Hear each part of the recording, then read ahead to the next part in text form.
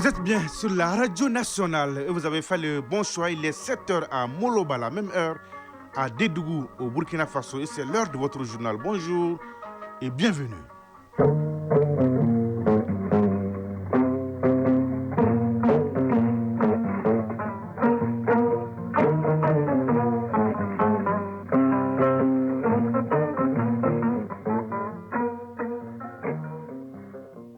Le journal Sidiki Dambélé.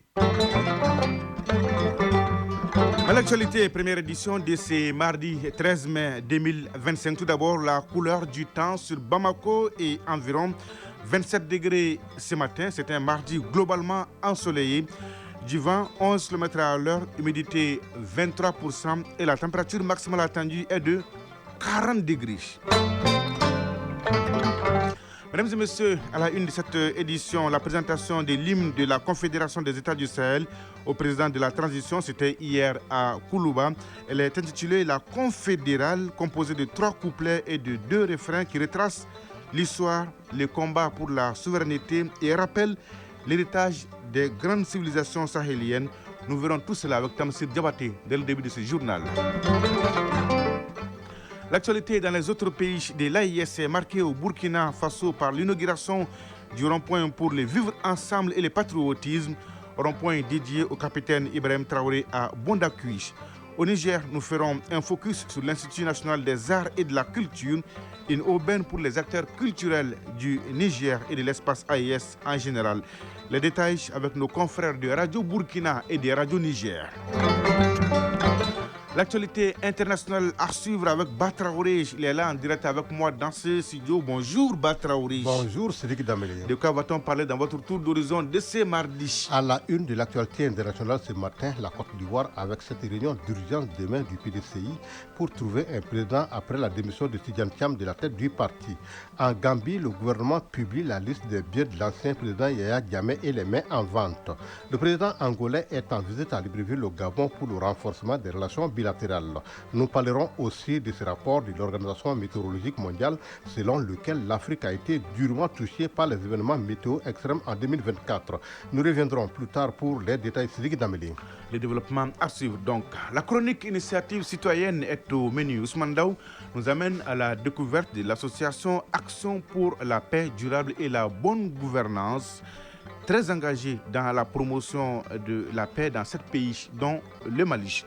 Enfin, vous aurez l'actualité des sports qui sera développée par l'athlète de jour et de nuit. Tragatou Sissé, bonjour. Bonjour, Sidiki Dambélé. Est-ce que tout va bien? Oui, ça va, alhamdoulilah. La une de votre page. Challenge trophée de handball, les moins de 19 ans filles du Mali jouent ce soir contre leurs consoeurs de la Mauritanie. Championnat national de Ligue 1 Pro, plein phare sur la 22e journée. Foot féminin, la 8e journée démarre demain mercredi. Prix Marc-Vivien Fouet, le lauréat est le Marocain Achraf Hakimi du Paris Saint-Germain. Enfin, l'insolite du jour mettra fin à cette page des sports. Et voilà pour le sommaire. Une fois de plus, bonjour et bienvenue. Retenez désormais ces noms, oui, la Confédérale, c'est l'intitulé de l'hymne officiel de la Confédération des États du Sahel, hymne présenté hier au président de la transition, le général d'armée Assimi Goïta, par les ministres en charge de la culture de l'espace AIS. Un motif de satisfaction pour le président Goïta qui a salué le travail abattu par les ministres et les experts ici à Bamako. Pour lui, l'hymne de l'AIS réaffirme l'engagement des États membres à faire de leur confédération un modèle d'intégration et de développement. Cérémonie de présentation suivie par Tamsir Diabaté, reportage.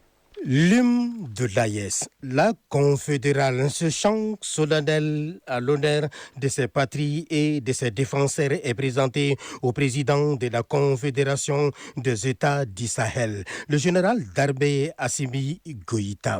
Et le président Goïta recevant la version sonore et écrite de l'hymne de l'AIS des mains du ministre de la Culture Mahmoud Dafé. Colonel-major Abourahmane Amadou, ministre des Transports assurant l'intérim de la culture du Niger. Je peux dire que le produit est fini. On est très satisfait de ce produit et c'est ce produit qu'on est venu aujourd'hui présenter au président de la Confédération AES pour une appropriation de tous nos peuples. Sa réaction, c'était une satisfaction complète, puisque le travail était demandé dans un temps record. Et vraiment, les experts s'y sont donnés. Et finalement, on a un produit qui fait l'unanimité. Hymne de l'AES, la confédérale est l'incarnation des peuples debout de l'AES pour l'unité d'une Afrique pour les Africains. Colonel-major Abourahmane Amadou, ministre des Transports assurant l'intérim de la culture du Niger. C'est l'hymne du cri de guerre, puisque désormais on peut dire qu'on est engagé sur un chemin de non-retour et on va jusqu'au bout. La seule option qu'on a, c'est la victoire. Et Inch'Allah, on aura cette victoire. Et c'est ce team-là qui va galvaniser encore davantage le peuple. L'hymne de l'AES, la confédérale, est composé de 3 couplets et 2 refrains. Et le premier couplet retrace l'histoire commune des États du Sahel, mettant en lumière nos racines et rappelle l'héritage des grandes civilisations sahéliennes. Le deuxième couplet dresse le combat pour la souveraineté, la sécurité et l'unité renforcée dans le Sahel. La confédérale, dans son 3e couplet, lance un appel à chaque fils de l'AES au don de soi pour la construction d'un avenir fondé sur le travail, dans la dignité et dans la solidarité. Le refrain de l'hymne de l'AES est un cri de ralliement à la résistance et à la fierté, et l'effort collectif pour la survie et le développement de la Confédération des États du Sahel. Tamsir Diabaté, actualité sur autre plan, suite de la session d'avril 2025, les membres du CNT, le Conseil national de transition, ont passé hier au pain fin les projets de loi portant abrogation de la charte des partis politiques et statut de l'opposition politique. Après examen et analyse, l'organe législatif a adopté les lois avec 130 voix pour, 2 contre et 0 abstention. Les membres du CNT ont par ailleurs rassuré qu'ils ne remettent nullement pas en cause la démocratie ni les multipartismes à travers l'adoption de cette loi d'abrogation. Le point de cette session avec Harij Matina. La loi portant abrogation de la charte des partis politiques et celle portant statut de l'opposition politique soumise devant le CNT pour appréciation lors de cette 2e session plénière au compte de la session ordinaire d'avril 2025. Présent à la session, le ministre délégué auprès du Premier ministre chargé des réformes politiques et du soutien au processus électoral a apporté des éclairages aux différentes questions des membres du Conseil national de transition. Questions relatives notamment à la différence entre les partis politiques et les associations à caractère politique. Après examen, les membres du CNT ont adopté la dite loi d'abrogation avec 130 voix pour, 2 contre et 0 abstention. Mamani Nassiré, ministre délégué auprès du Premier ministre, chargé des réformes politiques et du soutien au processus électoral. Nous, c'est un sentiment de satisfaction, en ce sens que l'adoption de cette loi nous permet, après l'adoption du Conseil des ministres, de mettre ce texte dans l'ordonnancement juridique et de nous permettre de gérer la question des partis politiques de façon sereine. L'adoption de la loi portant abrogation de la charte des partis politiques ainsi que celle portant statut de l'opposition politique permettra désormais de fonder un nouveau cadre juridique plus adapté aux aspirations de refondation exprimées par les forces vives de la nation sans pour autant remettre en cause la démocratie et le multipartisme. Le multipartisme est, depuis le préambule de la Constitution, vous avez le multipartisme. Et lorsqu'on parle de la création des partis politiques par une loi qui organise les conditions de création et les modalités de fonctionnement et de gestion des partis politiques à l'article 39, c'est cette loi qui doit dire si, oui ou non, on peut dissoudre ou on ne peut pas dissoudre un parti politique. Ça n'a rien à voir avec une disposition qui parle de multipartisme dans un article qui a trait à la révision de la Constitution. L'abrogation n'a rien à voir ni avec la dissolution des partis, ni avec la démocratie, ni avec le multipartisme. Dr Suleiman Dié, président de la Commission des lois constitutionnelles, de la législation, de la justice, des droits de l'homme et des institutions de la République au niveau du CNT. Donner des coups de franche permettant au gouvernement, sans pression, de mener à bien les réformes telles que les Maliens souhaitent les avoir. S'il faut durcir les conditions de création des partis politiques, la nouvelle charte prendra cela en charge. S'il faut mettre fin au financement public des partis politiques, la nouvelle charte prendra cela en charge. Quoi que ce soit, c'est la nouvelle charte qui déterminera désormais la conduite à suivre. Et ça, il faut le faire de manière sereine, sans pression aucune. Initié par le ministre délégué auprès du Premier ministre, chargé des réformes politiques et du soutien au processus électoral, le projet de loi portant abrogation de la charte des partis politiques et du statut de l'opposition politique avait été adopté en Conseil des ministres le 30 avril 2025. À noter que 5 autres projets de loi présentés par les ministres de l'économie et des finances ont été adoptés hier après-midi par les membres du Conseil national de transition. Il s'agit des projets de loi portant création de l'Agence comptable centrale des dépôts ACCD, la création de l'Agence comptable du Trésor ACCT. Les membres du CNT ont également adopté l'ordonnance portant création de la pairie générale du Trésor et celle portant création des pairies spécialisées du Trésor. La dernière loi à être adoptée par le CNT est celle portant sur la création de la recette générale des finances. Vous pourrez suivre les détails de ce vote dans nos prochaines éditions avec notre reporter Mahamadou Fani.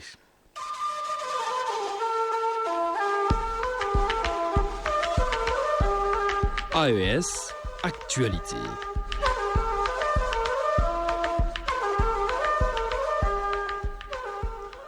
Rendons-nous d'abord au Burkina, un rond-point pour magnifier le vivre ensemble et le patriotisme à Bondokui, dans la province du Mouhoum. Il est aménagé sur la route nationale numéro 10 entre Dédougou et Bobo-Dioulasso. La coordination communale de la veille citoyenne de Bondokui dans la province de Mouhoum et le mouvement La Patrie ou Rien ont procédé à l'inauguration de ce rond-point dédié au capitaine Ibrahim Traoré. Cérémonie de baptême suivie par notre confrère Edouard Ouedraogo de Radio Burkina.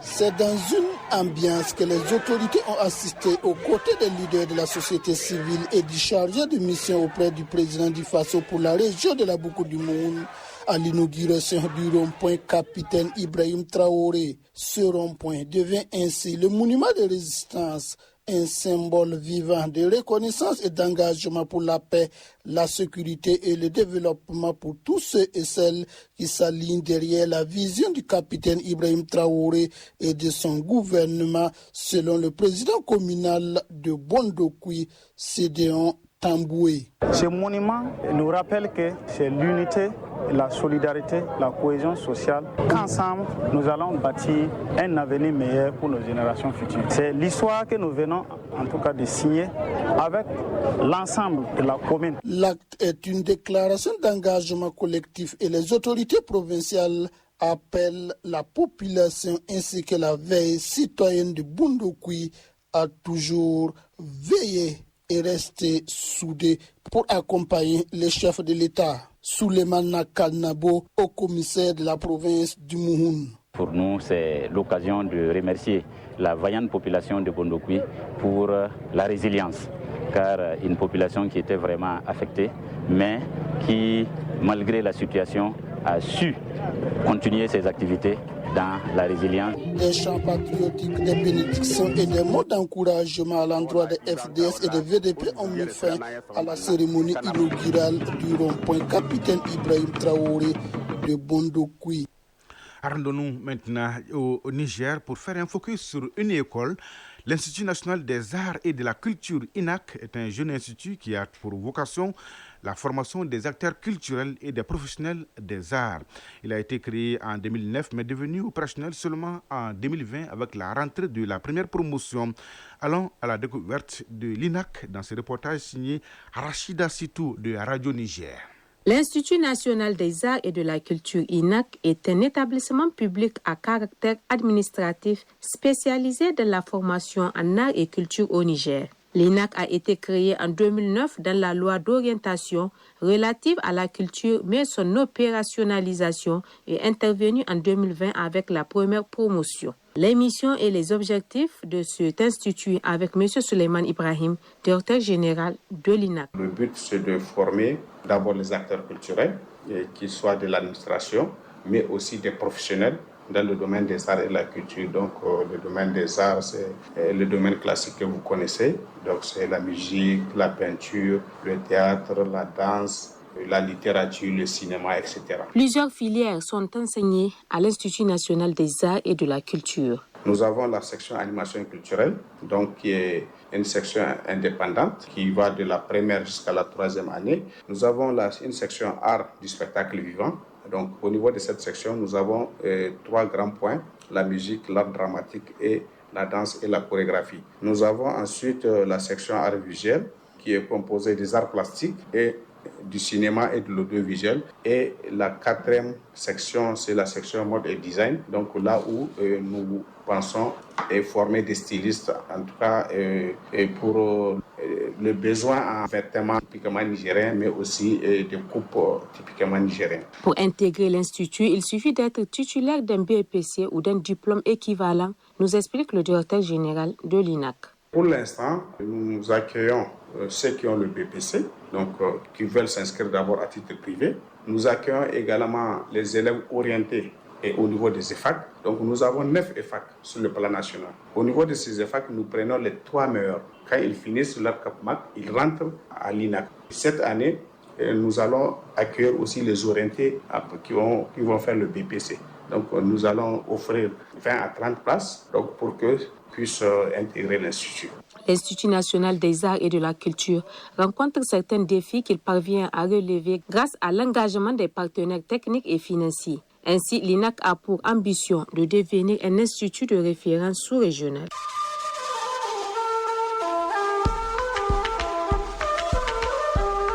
AES, actualité.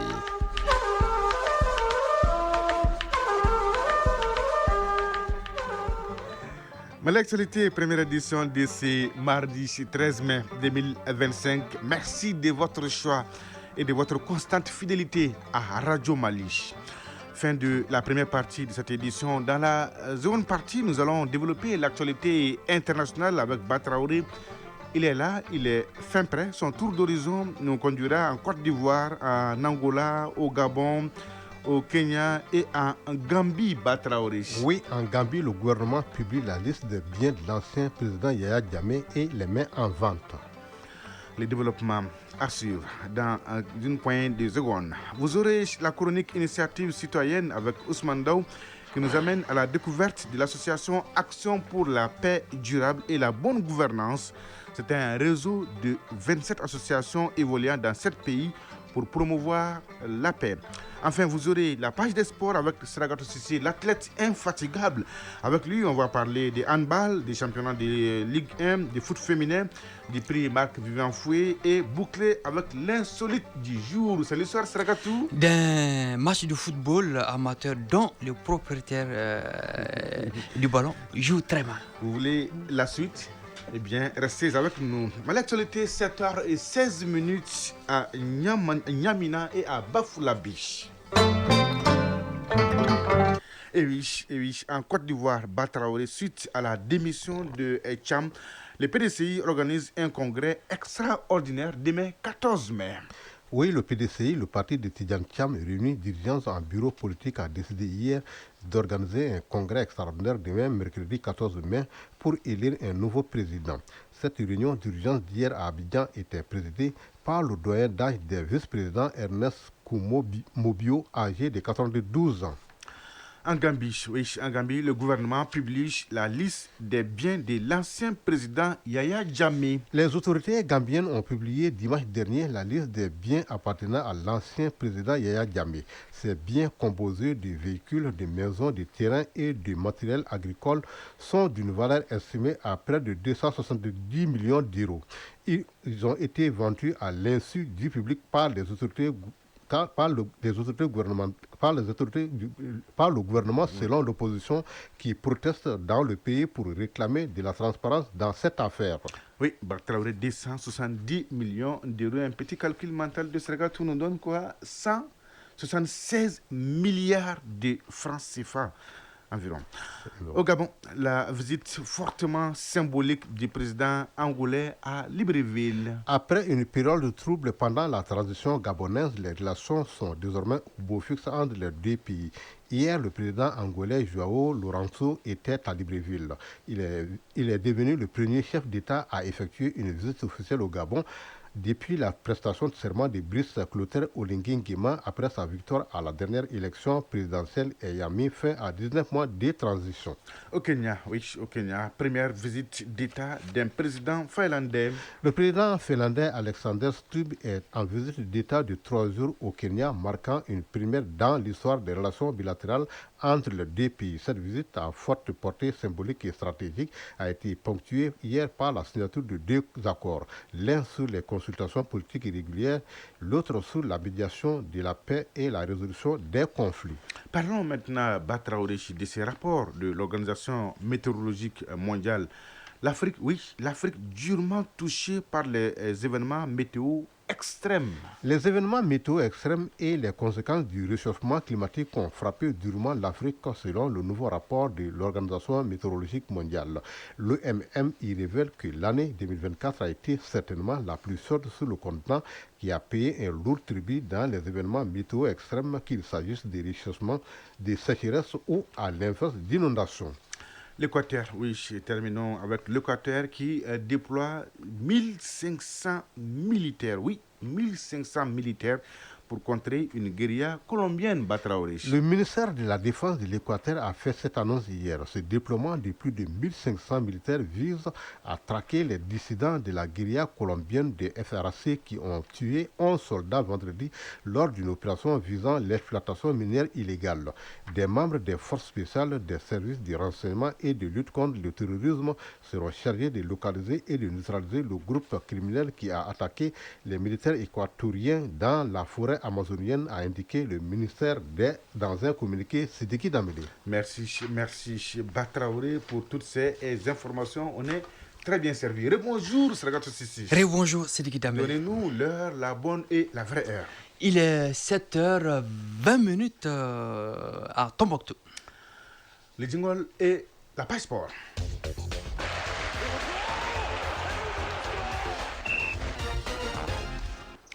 Commençons d'abord par le challenge trophée de handball de moins de 19 ans, filles zone 2, Sargatou. Le Mali sera opposé ce mardi à la Mauritanie, pays organisateur. Oui, coup d'envoi 17h à Nouakchott. C'est la première sortie du Mali dans la catégorie des moins de 19 ans, filles. Le prochain match des Aiglones du Mali dans ce groupe B, c'est demain, mercredi à 19h face à la Sierra Leone. Ce challenge trophée de handball de la zone 2 se déroule en Mauritanie jusqu'au 17 mai. Championnat national professionnel de Ligue 1, tous les regards sont braqués sur la 22e journée. À suivre demain, mercredi, 4 matchs. Ice Police Djoliba, AC Binga FC à feu. Union sportive de Bougouba contre Bougouni et Isfas.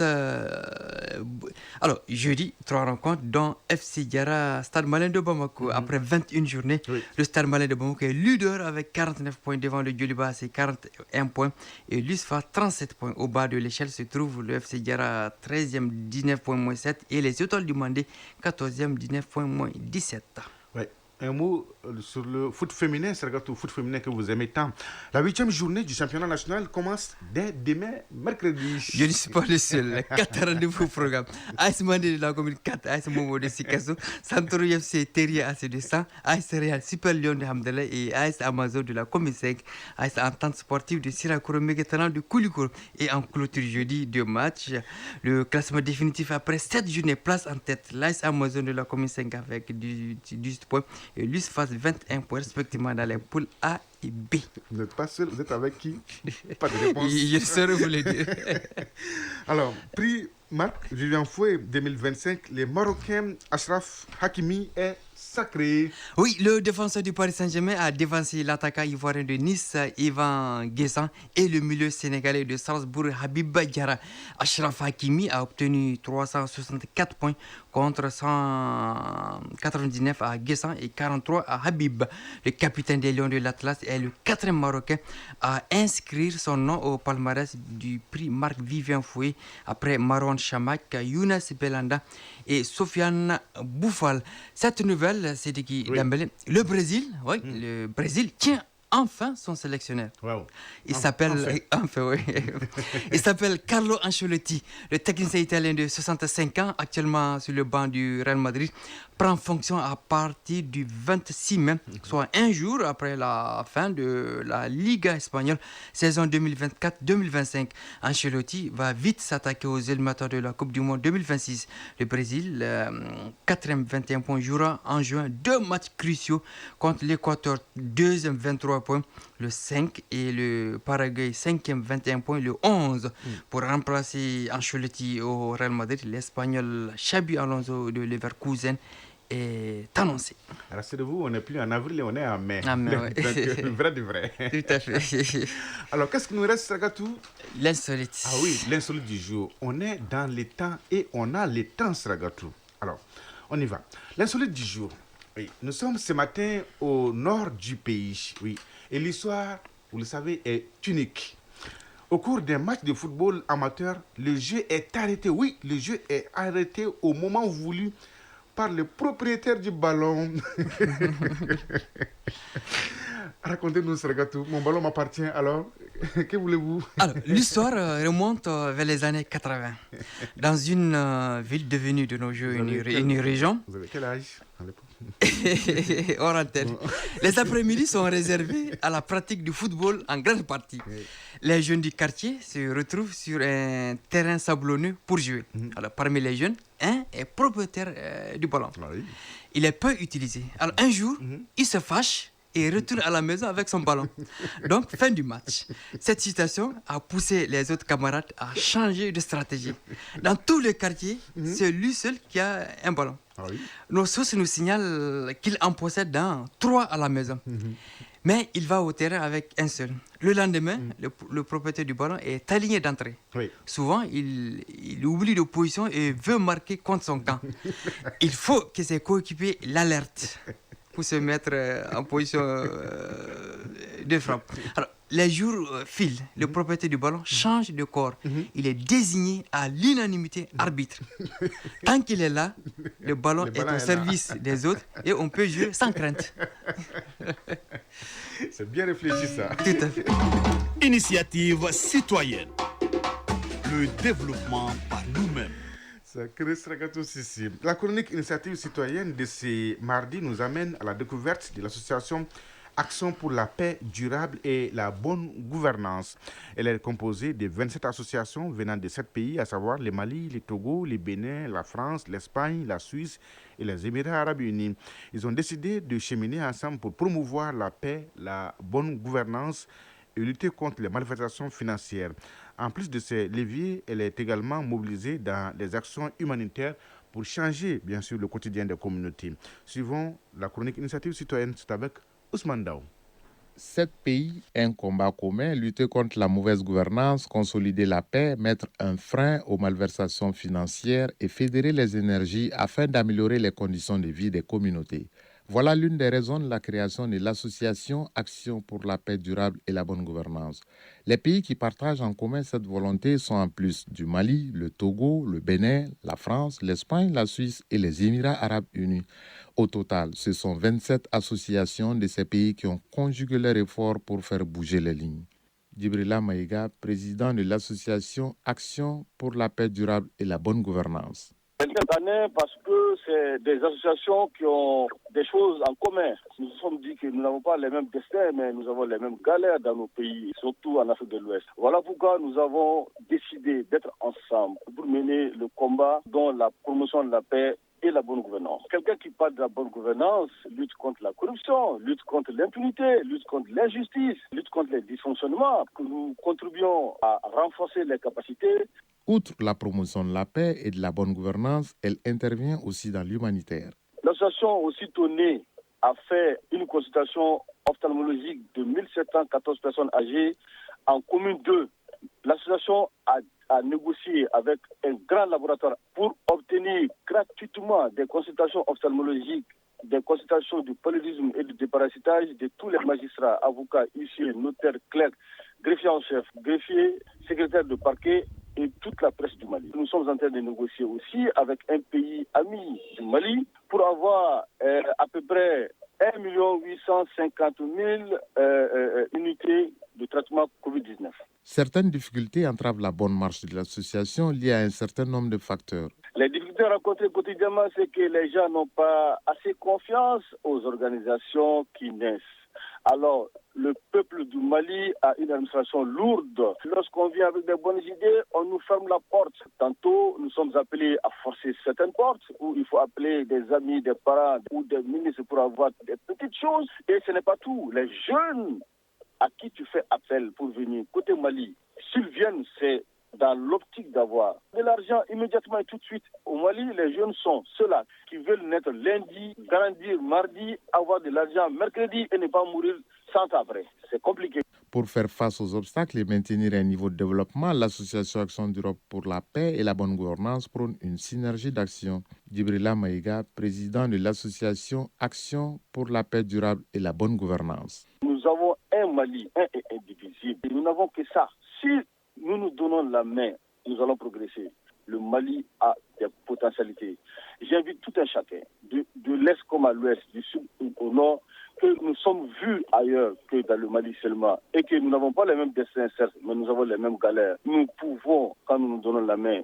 En attendant, elle continue son combat en s'appuyant sur ces 3 leviers: former, informer et transformer. Former, informer et transformer. Ousmane Dao, merci. 7h29 à Kongoli-Koro et à Doussoudiana. C'est donc tout pour ce journal. Merci, grand merci à Batraouri et à Idrissa Dambélé qui m'ont aidé à la réalisation, aux opérations techniques Mamadou Beidjalo. La mise en ligne est assurée par Cheikh Abdoulaziz Koulibaly, à la coordination Bourama Traoré et présentation Sidiki Dambélé. Merci de votre fidélité et de tous vos soutiens. C'est très réconfortant. L'info continue sur votre chaîne. Tout de suite, la page météo suivie des avis et communiqués avec Fousseni Diarra. Et à 13h, vous avez rendez-vous avec Ashta Salou Maïga pour la 2e édition du journal.